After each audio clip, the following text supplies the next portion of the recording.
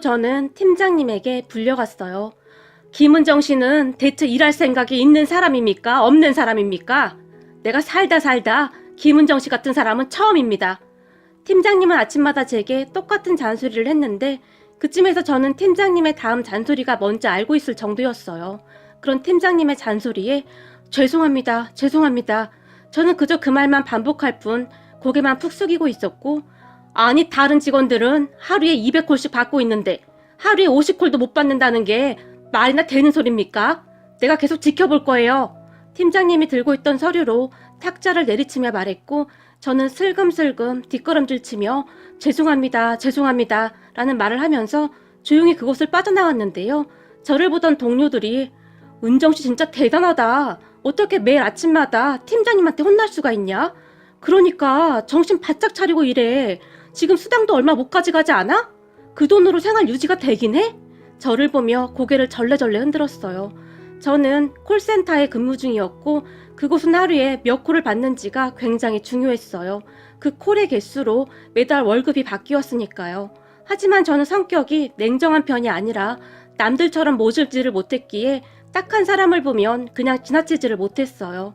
그러니까 그냥 항상 헤헤거리며 웃기만 할 뿐 싫은 소리도 잘 못하는 그런 성격입니다. 그런 제 성격을 주변 사람들은 굉장히 싫어했는데 일을 하는 데 있어 냉철하지 못하고 항상 감정적으로 행동을 했으니까요.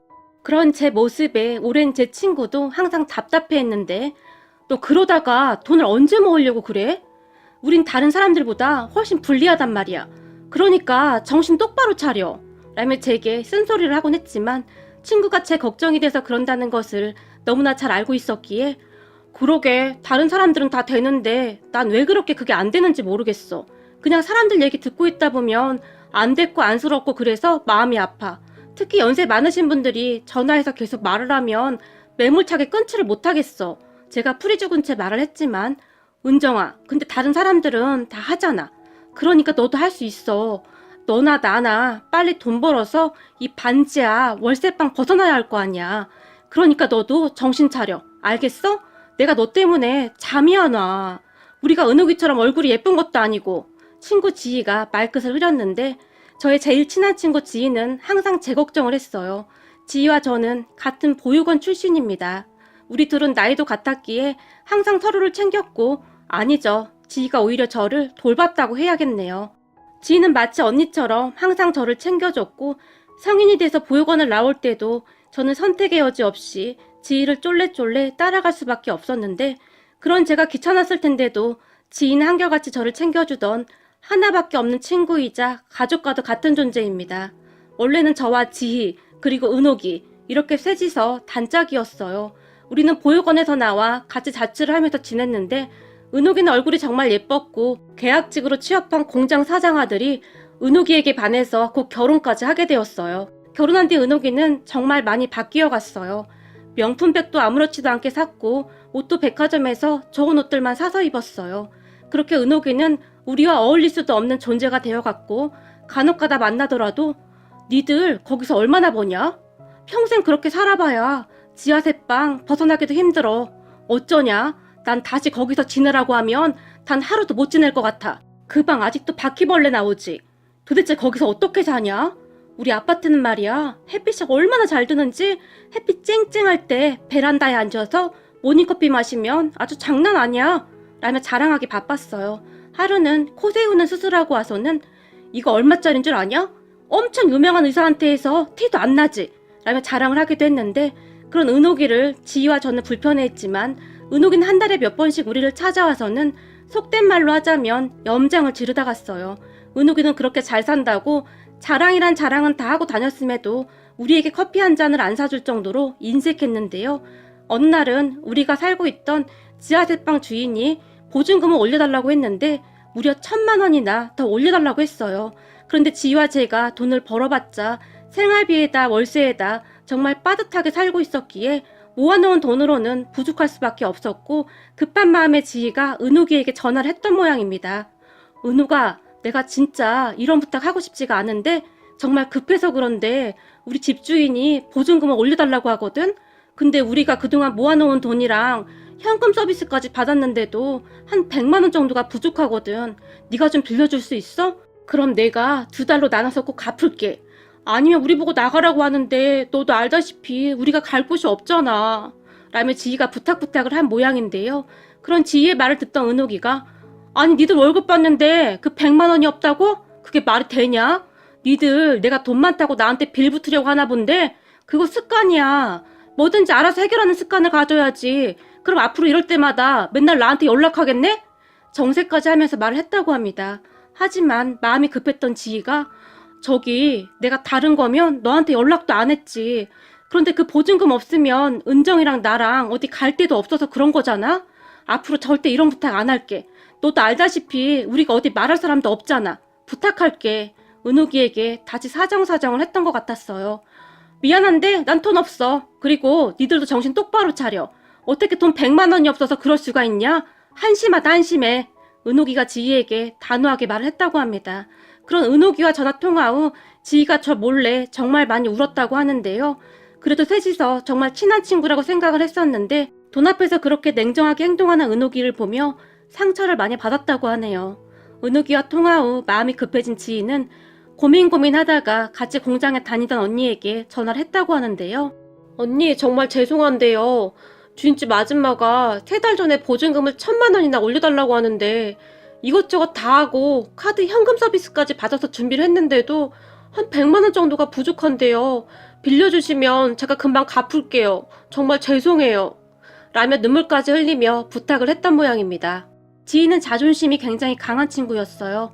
그래서 웬만하면 부탁을 하는 성격이 아니었기에 얼마나 고민하다 연락을 했을지 상상이 되더라고요. 그런 지희의 성격을 잘 알고 있던 그분이 선뜻 돈을 빌려주셨고 우리는 보증금을 올려주고 재계약을 할 수 있었어요. 그 뒤 지희는 돈을 모으는데 아주 집착을 하게 되었는데요. 추운 겨울에도 난방비를 아끼겠다며 전기장판 외에는 보일러도 켜지 않았어요. 지희야, 나 너무 추운데? 제가 투정을 부리면 너 잊었어? 무조건 돈이 있어야 해. 내가 그때 얼마나 무서웠는지 알아? 100만 원이 없어서 우리 길거리에 나 앉을 뻔했었잖아. 이게 무슨 그지 같은 경우냐고. 지희가 눈에 눈물까지 그렁그렁한 채 말을 했고 알았어. 그러니까 울지 마. 네가 울면 나도 무섭단 말이야. 제가 지희를 꼭 안아줬어요. 그런 저를 꼭 안아주던 지희가 내 말 잘 들어. 우린 아파서도 안 되니까 밥 잘 먹고 건강해야 해. 알았어? 이 세상에 너랑 나밖에 없잖아. 그러니까 우리 서로 절대 헤어지지 말고 이렇게 살자. 돈 좀 있다고 그딴 식으로 행동하는 은옥이 그건 내가 나중에 가만 안 둘 거야. 라는 말을 하곤 했어요. 지희 말대로 은옥이는 정말 인정머리가 없었는데 그 뒤 우리에게 한동안 연락 한 통 없었어요. 하지만 한 달 정도가 지나니까 또다시 우리를 찾아와서는 지 자랑을 해대기 바빴고 그런 은옥이를 보던 지희가 저기 앞으로 우리 찾아오지 마. 가만 보면 우리 보면서 네가 뭐라도 되는 마냥 그런 기분이 드는가 본데 우린 너하고 그렇게 노닥거릴 시간 없거든? 그러니까 우리 찾아오지 마. 정말 무섭게 노려보며 말을 했어요. 야, 너 그때 돈 안 빌려줬다고 그러는 것 같은데 친구끼리는 원래 돈 거래하는 거 아니야. 그러다가 완전 서로 등질 수도 있다니까? 라는 말을 했지만 우린 널 친구로 생각하지도 않아. 그러니까 앞으로 우리 찾아오지 마. 너 같은 부잣집 사모님하고 우리가 어울리기나 하냐? 지희가 은옥이를 노려보며 비아냥대기 시작했어요. 그리고 그런 지희의 말을 듣던 은옥이가 사실 나도 니들 친구로 생각하지도 않았어. 야, 친한 친구 결혼식에 와서 10만 원씩 축의금하는 게 친구는 무슨 친구냐? 내가 쪽팔려서 남편한테 말도 못하겠어. 그리고 우리 남편도 니들이랑 계속 만나는 거 싫어해. 그래도 내가 계속 만나주고 있는 건데 고마운 줄도 모르고 오히려 난리네. 사실 나 같은 사람하고 니들이 어울릴 기회나 있겠냐? 그러니까 고마운 줄이나 알아. 은옥이도 지지 않고 지희에게 소리를 질러댔어요. 그러니까 우리도 너 필요 없으니까 우리 찾아오지 말라고. 지희가 다시 소리를 질렀고 찐따끼리 잘들 노는구만. 그리고 내가 한마디만 더 하고 싶은데 콜센터에서 돈도 쥐꾸리만큼 벌어오는 저런 찐따 데리고 있어봐야 너한테 도움될 게 하나도 없어. 그러니까 너도 정신 차려. 너 언제까지 지하세빵이나 전전할 거냐? 그쯤에서 은옥이가 막 나가기 시작했고 그런 은옥이의 말을 듣던 지희가 앞에 있던 물컵을 들어서 은옥이 얼굴에 확 뿌려버리며 너 말 함부로 하지 마. 찐따? 웃기는 소리 하고 있네. 하루아침에 부잣집에 시집가니까 아주 배는 게 없나 본데 은정이야 나는 가족이야. 근데 가족을 등지는 사람도 있냐? 넌 인간도 아니야. 앞으로 우리한테 연락하지 마. 라며 지희가 제 손을 끌고 그곳을 나와버렸어요. 그리고 그뒤부터 지희는 돈을 벌기 위해 눈이 시뻘개졌지만 사실 우리가 아무리 노력한다고 해도 한계가 있었어요. 그랬으니 제가 콜센터에서 일을 하고 돈을 제대로 가지고 오지 못할 때마다 지희는 굉장히 답답해했고 저도 그런 지희의 마음을 모르는 게 아니었지만 성격이라는 게 하루아침에 바뀌는 게 아니었기에 저도 많이 힘이 들었어요. 하지만 지희도 정말 대단했던 것이 아침마다 제게 은정아, 오늘은 집중해서 전화 잘 받고 고객이 다른 소리 하면 죄송합니다 고객님 이라고 말하고 도중에 말 끊어야 해. 알았지? 라며 제게 반복적으로 말을 해줬어요. 그런 지희의 말을 들을 때마다 알았어 최선을 다할게 라며 출근을 했지만 고객의 전화를 받고 나면 그러지를 못했는데요. 아침에 출근을 하게 되면 팀장님한테 혼부터 나게 일쑤였고 그렇게 자리에 앉아서 업무를 시작하게 되면 반갑습니다 고객님 무엇을 도와드릴까요? 저기 내가 카드를 분실했는데 네 고객님 분실 신고 도와드리겠습니다 라며 안내를 했는데 전화를 걸어온 여성 고객이 어제 상견례 때 식당에서 사용하고 더 사용된 게 있나요? 라며 제게 물었고 아니요 땡땡 식당에서 사용하신 후에 더 이상 사용 내역은 없습니다 라고 말을 했는데 그래 다행이구만. 근데 그 상견례에서 예비 바깥사통 성질이 보통이 아닌 것 같아. 눈이 쪽 째진 게 영 마음에 안 들어. 내가 그렇게 반대했는데 그 이쁜 거에 미쳐서는 저지랄을 하고 결혼한다고 그러니 그래서 내가 어제 정신이 없어서 카드를 잃어버린 것 같구만. 근데 아가씨는 결혼했어요? 고객이 제게 물었고 아니요 저는 아직 결혼 안 했습니다 라며 제가 그만 전화를 끊으려고 했는데요. 아이고 목소리가 아주 참한 게 며느리감으로 딱이구만. 왜 아직 결혼을 못했을까? 고객이 물어왔고 아, 네 감사합니다 라고 제가 대답을 하면서 또다시 긴 대화가 이어지곤 했어요. 그러다가 정말 힘들게 전화를 끊고 다른 전화가 걸려왔는데 이번에는 할아버지 고객이었는데요. 내가 카드를 잃어버렸는데 빨리 신고 좀 해줘봐. 아무리 찾아도 없다니까. 네 고객님, 고객님의 소중한 정보를 위해 몇 가지만 여쭙고 신고해드리겠습니다. 아이고 정보고 나발이고 빨리 신고 좀 해달라고. 그런 할아버지 말에 제가 급하게 본인 확인을 하게 되었고 근데 누가 내 카드를 쓴 게 아닌가 몰라. 저기 땡땡 편의점에서 마지막으로 사용되었는데 혹시 편의점에 가신 적이 있으신가요? 제가 물었어요. 난 편의점 안 갔는데 누가 내 카드를 가져다 쓴 거구만. 내가 그것을 꼭 잡아야 쓰겠구만. 근데 거기서 뭐 샀어? 할아버지 고객이 물었고 저희는 품목은 알 수 없고 구매 시간이랑 위치만 알 수 있습니다. 내가 저거 꼭 잡아서 깜빵에 쳐넣을 거구만. 그러게요 고객님. 세상을 왜 그렇게 산대요? 모든 대화는 항상 그렇게 시작이 되었고 그러다 보면 시간 가는 줄 모르고 통화를 하고 있었어요. 그러다 보니 회사에서 맨날 혼나는 것이 일상이 되었고 저는 늘 죄인 마냥 그렇게 살고 있었어요. 그때쯤은 콜센터 일이 제 적성에 안 맞는 것 같다. 뭐 그런 생각까지 하고 있었는데요. 어느 날 나이 지긋하신 할머니 한 분이 제게 연결이 됐어요. 반갑습니다 고객님. 무엇을 도와드릴까요? 여보세요? 내가 너무 속상해서 눈에 보이는 대로 전화를 해봤는데 이것저것 눌렀더니 이리로 연결됐구만. 고객님 카드 분실하셨어요? 빠르게 도와드릴게요. 카드는 있는데 아파서 전화했어. 네? 아프시면 119에 전화를 하셔야 하는데 어디 많이 아프신 거예요? 순간 제가 놀라서 물었는데요. 아니 많이 아픈 건 아니고 그냥 답답하면 가슴이 막 아프고 그래. 그래서 약은 먹었어. 정말 다행이네요. 그럼 병원 안 가보셔도 되는 거예요? 혹시 많이 아프시면 꼭 병원에 가셔야 해요. 그 할머니 고객이 걱정이 돼요. 제가 다시 한번 당부를 했어요. 괜찮어. 근데 아가씨는 참 친절하네. 성격이 원래 그런가 봐요. 그래서 흐리멍텅하다고 맨날 혼나요. 아니 이렇게 착한 아가씨를 누가 혼내 그래. 그렇게 할머니 고객과 또다시 통화가 길어졌고 얼마 후에 할머니 고객이 제 이름을 물어봐서 알려드렸는데 문제는 그 할머니 고객이 매일같이 콜센터에 전화를 해서 저하고만 상담을 요청했어요. 그 바람에 그 할머니의 전화를 받느라 실적이 더 안 좋아져갖고 어느 날은 고객님 저 오늘도 엄청 혼났는데 곧 여기서 잘릴 수도 있어요. 아무래도 콜센터는 제 적성에 안 맞는 것 같아요. 라며 하소연을 하기에 이르렀고 아이고 세상에 그렇게 몰인정한 인간들이 다 있어 그래? 라고 말씀하시더니 어느 순간 일찍 세상을 떠났다던 그분의 아드님 이야기를 듣게 되었어요. 아들이 어렸을 때부터 공부도 잘해서 정말 열심히 뒷바라지를 했다는데 하루아침에 할머니 곁을 떠났다고 하시면서 눈물까지 흘리셨어요. 그런 할머니의 말에 저도 너무나 마음이 아파서 같이 눈물을 흘리고 말았어요. 그러다가 할머니에게 제 이야기도 하게 되었고, 아이고, 그렇게 어려운 환경 속에서도 아주 잘 컸구만 그래. 아주 훌륭해. 라며 칭찬을 해주셨고, 어느 날은 제가 고객님, 어쩌면 저 회사 관둘 수도 있을 것 같아요. 저도 더 이상 회사에 민폐 끼치면 안 될 것 같기도 하고, 그리고 제 적성에도 안 맞는 것 같기도 하고, 근데 하루 벌어 하루 먹고 사는데 큰일이네요. 회사 그만두면 당장 방세랑 생활비도 걱정인데 제 친구가 괜히 저 때문에 또 고생하게 생겼네요. 그러니까 할머니 자꾸 저한테 전화하시면 안 돼요. 라며 제가 한숨을 쉬었어요. 그래? 그럼 아가씨가 회사 그만두면 난 누구랑 연락하고 지내나 그래?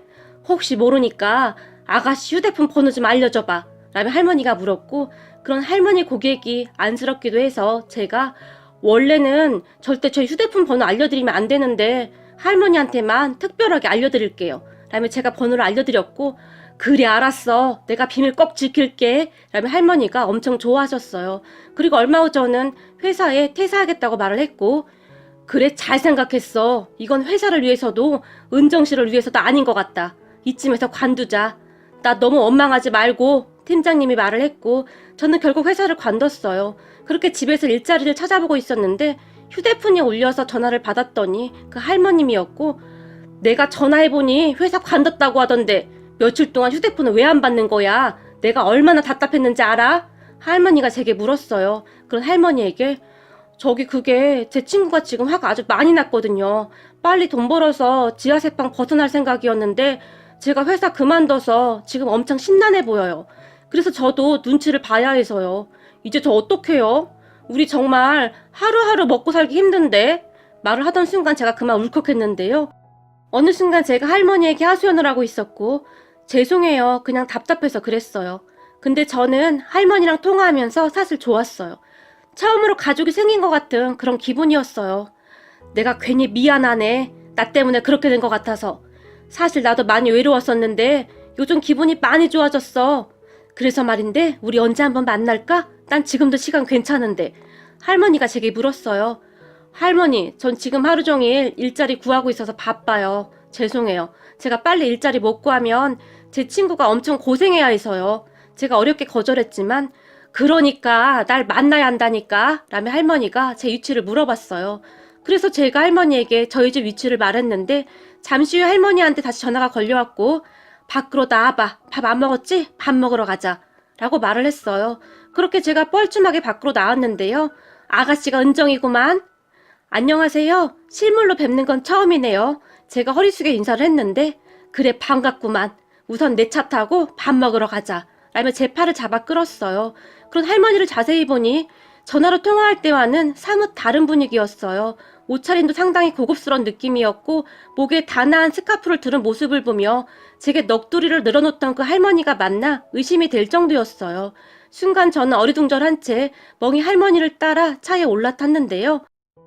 그렇게 저는 할머니와 식사를 하면서 정말 많은 대화를 나눴는데요.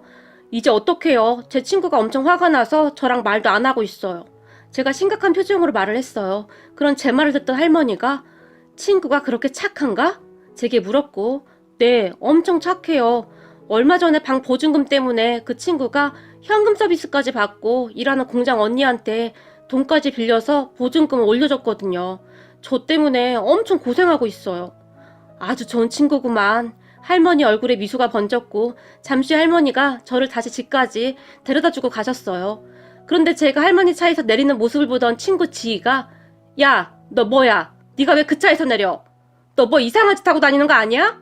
라고 불같이 화를 내면서 내가 항상 뭐라고 했어? 우리가 돈은 없지만 항상 떳떳하게 살아야 한다고 했지. 너 근데 지금 이게 뭐 하는 짓이야? 지희가 흥분한 채 제게 쏟아내버렸어요. 아니야, 그런 거 아니라니까. 그 콜센터에 맨날 전화하던 그 할머니가 여기 놀러 오셨어. 라며 제가 지희의 눈치를 보며 말을 했고, 뭐? 너한테 맨날 전화했다던 그 할머니? 응, 그 할머니가 밥 사준다고 해서 잠깐 나갔다 온 거야. 근데 그전에는 계속 일자리 알아보고 있었어. 진짜야. 제가 잔뜩 주눅이 든 채 친구를 바라봤는데요. 근데 저 차가 그 할머니 차가 맞는 거야? 친구가 제 말을 듣는 둥 마는 둥 하며 제게 다시 물었고, 그런가 본데? 운전해주시는 분도 따로 있더라고. 너 저 차가 얼마짜리 차인 줄 알고는 있는 거야? 친구가 놀란 채 제게 다시 물었어요. 아니? 근데 비싼 차겠지 뭐? 아내도 엄청 좋아. 나 저런 차 처음 타봤잖아? 라며 제가 신나서 친구에게 말을 했고 친구는 그저 어리둥절한 표정으로 저를 바라볼 뿐이었어요. 그리고 그 뒤에도 할머니는 저를 매일 찾아오다시피 했고 그런 할머니를 보며 할머니, 저 취업 좀 하고 만나면 안 될까요? 지금 제 친구 눈치가 보여서요. 저도 제 친구가 다니는 공장에 들어갈 수 있을 것 같아요. 이번에 한 사람이 나갔다고 해서 면접 보러 갈 것 같아요. 라며 제가 신나서 말을 했는데요. 공장에서 얼마나 버는데? 할머니가 나지막하게 물었고 그야 뭐 콜센터보다는 많겠죠? 콜센터는 정말 저랑 맞지가 않았거든요. 라며 제가 배시시 웃었어요. 그 친구도 한번 보고 싶으니까 시간 한번 맞춰봐. 한번 보자꾸나. 내가 만남 밥 사줄게. 네? 제 친구도요? 근데 그 친구가 만나보려고 할지 모르겠네요. 워낙 의심이 많은 친구라서요. 라고 말을 했지만 할머니는 막무가내로 약속을 잡으라고 했어요. 그렇게 제가 친구를 설득해서 할머니를 만나게 되었는데 할머니가 우리를 보며 니들 우리 집으로 들어와라. 니들 지금 지하세방 얼싸 산다며? 할머니가 우리에게 물었고 그 말에 제 친구가 도대체 우리한테 왜 그러시는 거예요? 은정이 말로는 세상에서 하나밖에 없는 가족이 친구 지희라고 하더구만. 내가 은정이를 수양딸 삼을 생각하고 있었는데 가족을 내버려 두고 오라고 할 수도 없잖아. 그러니까 같이 오라는 말이야. 할머니가 지희와 저를 번갈아 가며 바라보다가는 나도 가족 하나 없이 외로운 사람이고 니들도 외로운 사람이고 서로 외로운 사람들끼리 한번 잘 살아보자는 그 말이야. 라는 말을 했고 친구 지희가 그런 할머니를 의심스러운 눈빛으로 바라봤어요. 나 이상한 사람 아니야. 그럼 나랑 같이 우리 집에 한번 가볼 텐가? 할머니가 지희와 저를 번갈아 바라봤고 진짜요? 할머니 집 구경 가는 거예요? 제가 신나서 물었지만 지희가 그런 제 등짝을 내리치며 모르는 사람 집에 함부로 가면 안 돼. 정신 좀 차려. 라며 저를 째려봤지만 모르는 사람 아니야. 할머니 엄청 좋으신 분이야. 그렇죠 할머니. 제가 할머니를 보며 활짝 웃었어요. 그런 제 말에 할머니가 괜찮아. 나 진짜 이상한 사람 아니라니까. 내가 그동안 우울증 때문에 약이 없으면 잠도 잘 못 잘 정도였는데 여기 은정이 만나고부터 약이 없어도 잠을 잘 잔다니까. 사실 말이야. 나도 좀 편히 살고 싶어서 그런 생각을 한 거야. 니들이 옆에 같이 있으면 나도 좋고 서로 나쁠 것도 없을 것 같은데. 할머니가 다시 웃으며 지희와 저를 번갈아 가며 바라봤어요. 그렇게 우리는 할머니 집에 따라갔는데 할머니 집을 보던 지희와 저는 눈이 휘둥그레지고 말았어요. 집이 어마무시하게 좋았고 집안도 아주 으리으리했어요. 거기다 집안일을 도와주시는 아주머니도 계셨고 그렇게 우리는 한 며칠간 할머니 집을 왔다 갔다 했고 어느 순간 지희도 할머니에게 홀린 것 마냥 우리 거기 가서 살까? 그럼 할머니도 외롭지 않고 우리도 좋고 그런 거잖아? 라며 제게 물었어요. 물론 저는 그날 바로 들어가고 싶은 심정이었기에 신나서 고개를 끄덕였고요. 그때 우리는 할머니 집에 들어가서 살게 되었는데 니들 공장도 이제 그만두고 공부해라. 내가 돈이 많긴 하지만 난 니들한테 공짜로 뭘 해줄 생각은 없거든? 그러니까 니들도 공부로 나한테 보답해. 라며 할머니가 우리 둘을 바라봤어요. 공부요? 무슨 공부요? 지희가 놀라서 물었고 니들 나이 때는 다들 공부할 때 아니냐. 그러니까 공부해서 대학도 가고 해서 나중에 나한테 받은 거 갚으란 말이다. 근데 저희는 공부 잘 못하는데? 제가 조용히 대답했어요. 못할 게 뭐가 있어. 하면 다 하는 거지. 라고 할머니가 말했고 지희가 할게요. 저 하고 싶어요. 은정이랑 저도 안 해봐서 그런 거지. 잘할 수 있어요. 라고 말을 했는데 그 순간 지희의 눈에는 눈물이 맺혀 있었어요. 그렇게 우리는 할머니의 지원 아래 공부를 시작했고 나름 열심히 공부를 해서 얼마 후에 경기도 인근 대학에 입학을 했어요. 대학에 입학하고 나서도 할머니와 많은 시간을 가졌고 할머니도 하루하루 달라졌어요. 할머니 집에서 일하시는 아줌마 말로는 항상 우울증에 시달리던 할머니가 정말 많이 좋아졌다며 감탄까지 했어요. 그리고 지희와 저도 정말 많이 변해갔는데 뭔가 자신감도 생겼고 무엇보다도 우리에게 든든한 보호자가 있다는 것에 참 많이 행복했어요. 그렇게 우리는 대학에 가서 친구도 사귀면서 SNS에 사진도 올렸는데 어떻게 알았는지 우리의 SNS를 보던 보육원 동기 은옥이에게 연락이 왔는데요. 니들 뭐냐? 대학 갔냐? 라며 은옥이가 놀라워했어요. 그러게 우리 대학도 갔고 이제 단칸방에서도 안 살아. 지희가 자랑하듯이 말을 했는데 니들 뭐 이상한 짓거리 했지? 그렇지 않고서야 니들이 어떻게 그렇게 살아? 이상한 짓거리 같은 소리하고 자빠졌네. 얼마 전에 은정이는 할머니를 찾았거든. 근데 엄청 부자시더라고. 그래서 할머니가 우리 둘 다 대학도 보내주고 그런 거야. 니네 남편보다 훨씬 부자니까 걱정하지 마. 라며 지희가 은옥이를 비웃었어요. 뭐? 은정이 할머니가 살아계셨는데 그동안 왜 안 찾았던 건데? 그걸 우리가 어떻게 알아? 지금이라도 찾았다는 게 중요한 거지. 그리고 또 앞으로 우리한테 연락하지 마라. 그때 네가 네 입으로 그랬잖아. 레벨 맞는 사람들끼리 지내하는 거라고. 너는 이제 우리랑 레벨이 맞지 않거든. 이라며 전화를 끊어버렸어요. 그런 지희를 보며 너 왜 거짓말하고 그래? 우리 할머니를 찾다니. 제가 놀라서 물었는데요. 그냥 다른 설명하기 복잡해서 그런 거야. 그리고 그래야 은옥이 그게 배 아플 거 아니야. 지금쯤 배 아파서 잠도 못 잘 거다. 난 그때가 잊혀지지가 않는다. 돈 100만 원만 빌려달라니까 그렇게 매몰차게 거절할 수가 있어? 라며 씩씩거렸어요. 그 뒤에도 우리는 할머니를 모시고 잘 살고 있었고 할머니는 혼자 아들을 키우면서 어렵게 사셨다고 했는데요. 젓갈 장사를 시작으로 돈을 좀 버셨다는데 돈을 벌 때마다 건물에 투자를 하셨고 나중에는 정말 큰 부자가 되셨다고 하셨어요. 어차피 저 세상 갈 때 돈 싸지머지고 갈 것도 아니고 내가 니들한테 이리 하면 니들도 좋고 나도 좋은 거 아니겠냐. 나한테 자식이 있냐 가족이 있냐. 저 세상 가기 전에 나도 좋은 일 한번 하다 가면 좋은 거 아니겠냐. 라며 온화한 표정으로 웃으셨어요. 그러다 어느 날 은옥이한테 전화가 왔는데요. 남편이랑 시댁에서 나 내쫓으려고 작정을 한 것 같아. 지금 유명한 변호사 고용하고 난리인데 난 지금 돈이 하나도 없어서 어떻게 해야 할지 모르겠어. 네가 나 돈 좀 빌려줘라. 내가 꼭 갚을게. 라며 제게 돈을 빌려달라고 하더라고요. 니네 할머니 부자잖아. 그 정도는 해줄 수 있는 거 아니냐? 그래, 우리 할머니 부자지. 근데 너 같은 애들한테 빌려줄 돈 한 푼도 없어. 그때 지희가 100만 원 빌려달라고 할 때 네가 지희한테 어떻게 했냐? 너 인생 그렇게 사는 거 아니야. 그래놓고 나한테 전화해서 돈 빌려달라고 하는 게 지금 말이나 되는 소리냐? 너 빌려줄 돈 없으니까 앞으로 연락하지 마. 아마도 그때가 제 인생에서 제가 처음으로 단호하게 거절했던 것이 아니었을까 싶네요. 그 뒤 은옥이는 남편에게 위자료도 얼마 못 받고 쫓겨났다고 하는데 시어머니가 여자를 소개해줬다는데 꽤 돈 많은 집 딸인가 봐. 학벌도 좋고. 그래서 작정하고 그렇게 한 것 같아. 나 이제 어떻게 해? 나도 니네 할머니 집에 가서 같이 살면 안 되는 거야? 나 좀 도와줘라.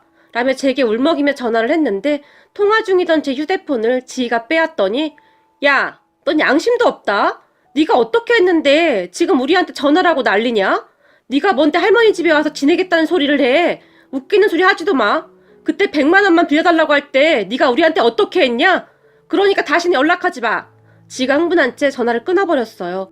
그 뒤 은옥이는 시댁에서 이혼당하고 지하세방 얻을 돈 정도만 가지고 나왔다는데 더 기가 막혔던 것은 그동안 혼인신고도 하지 않고 살았다네요. 결혼할 당시부터 은옥이 시댁에서는 은옥이를 못마땅하게 여겼다는데 아주 작정을 하고 혼인신고도 못하게 했던 것 같아요. 은옥이 시댁에서는 은옥이 남편이 은옥이에게 얼마 안 가서 질릴 것을 미리 알고 있었던 것이 아니었나 싶네요. 결국 은옥이는 개털이 된 채로 쫓겨났고 작은 공장에서 3교대로 근무를 한다고 합니다. 그러니까 마음 심부를 굳게 썼으면 얼마나 좋았을까 하는 생각을 해봅니다. 그리고 우리는 이제 정말 가족처럼 그렇게 지내고 있는데요. 할머니는 정말 좋은 분이세요. 특히 명절이 되면 할머니와 우리 모두 그렇게 행복할 수가 없어요. 송편도 빚고 전도 만들고 하면서 웃음소리가 끊이질 않고 있답니다. 할머니 항상 건강하세요. 이제는 우리가 할머니 지켜드릴게요.